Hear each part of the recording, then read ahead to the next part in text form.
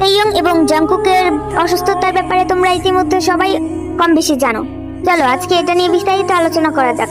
12 তারিখ সকালবেলা ওয়েভার্স লাইভে আর্মিদের উদ্দেশ্যে তেইয়ং বলেন, তিনি গত 2.5 বছর ধরে কানের সমস্যায় ভুগছেন।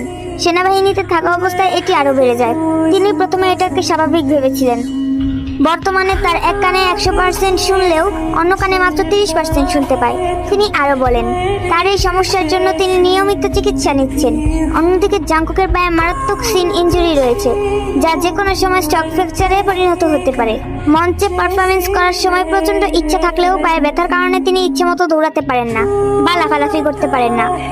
ঘন ঘন কনসার্ট ও শো থাকায় পর্যাপ্ত পরিমাণে বিশ্রামের অভাবে তা পুরোপুরি সুস্থ হয়ে ওঠার সুযোগ পাচ্ছে না।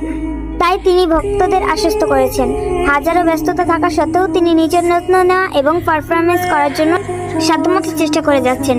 সবাই তেইয়ং এবং জাংকুকের জন্য দোয়া করবেন।